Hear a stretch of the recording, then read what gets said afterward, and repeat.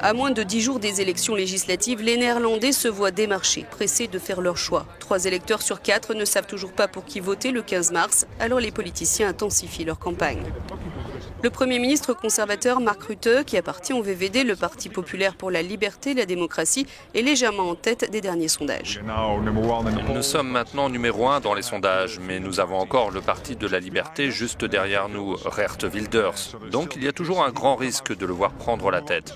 Et je pense que ce serait une mauvaise nouvelle. Je vais me battre très fort pour que mon parti sorte en tête du scrutin.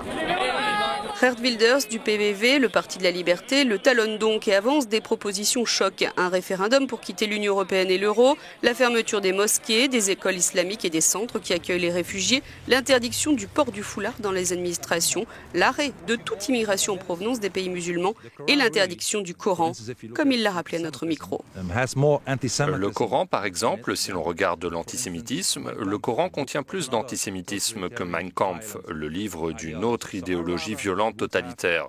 Donc je n'aurai pas de Coran, au moins aux Pays-Bas, tout comme nous avons interdit Mein Kampf.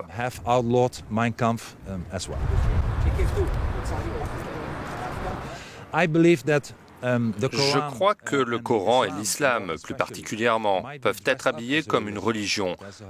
Il a un livre saint, il a un temple, il a des imams, mais en réalité ce n'est pas une religion, mais une idéologie.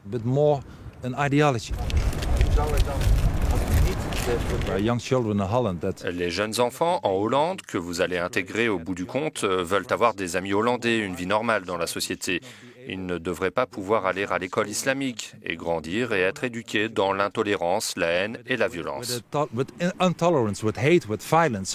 Je crois que les droits constitutionnels ne devraient même pas être accordés à ce qui n'est pas une religion, mais une idéologie.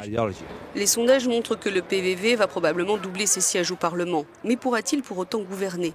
Comment expliquer en tout cas cette montée en puissance? Si le pays a longtemps été renommé pour sa tolérance multiculturelle, les peurs autour de l'immigration ont aujourd'hui pris l'ascendant.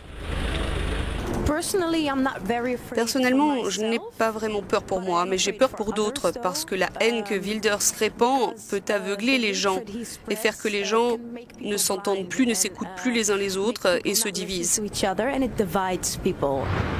Économiquement qualifié de parti de gauche par le gouvernement, le PVV attire aussi les classes populaires et moyennes qui ont pâti des politiques d'austérité du gouvernement de Mark Rutte. Mes recherches montrent qu'une partie de la population est pessimiste quant à son avenir financier. Il s'agit d'environ 30 à 35% de la population néerlandaise, généralement peu éduquée, qui est favorable aux partis comme le parti de Wilders. Les élections néerlandaises sont les premières à se tenir quelques semaines avant les scrutins en France et en Allemagne, 3 États européens où les partis populistes et d'extrême droite usent entre autres choses de la peur de l'étranger pour tenter de se faire élire.